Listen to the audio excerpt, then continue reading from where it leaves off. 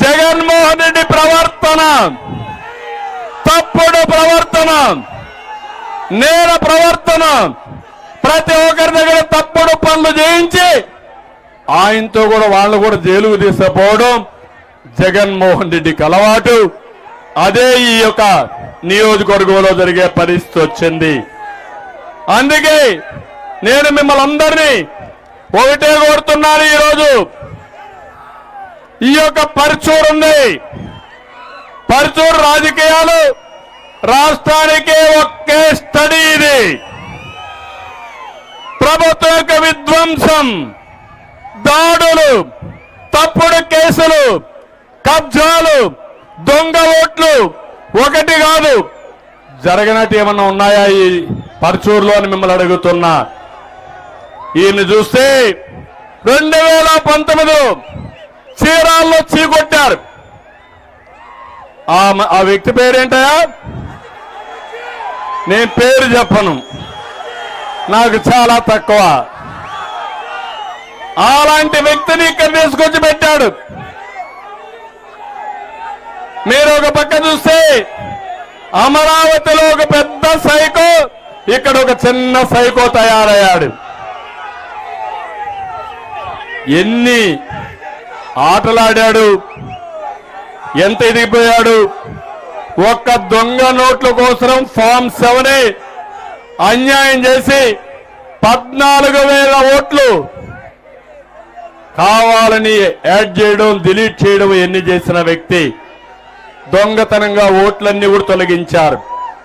పాపం సాంబశివరావు బాగా ఫైట్ చేశాడు. గట్టిగా అభినందించండి మీకోసం.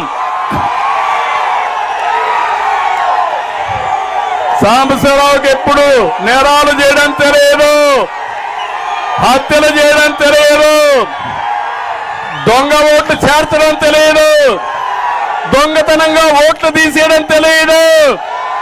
కానీ హీరో మారిగా దొంగ పైన పోరాడాడు.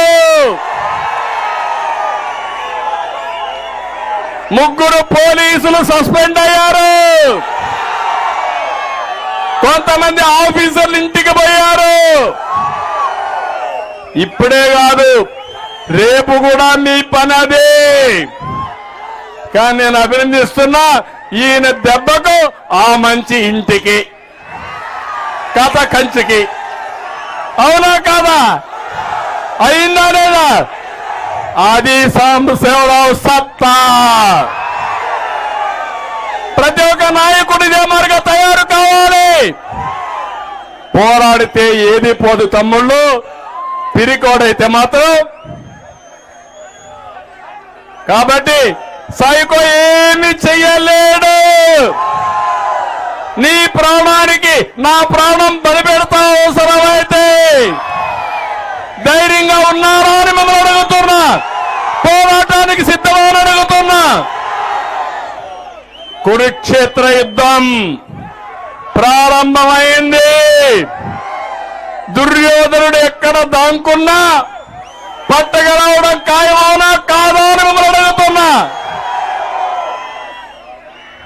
ఇంకో పక్క బాపట్ల ఎంపీ, పాపం ఆ ఎంపీకి చెరుకు తోటలు కాల్చడం తప్ప ఏమీ చేతగాని దద్దమ్మ.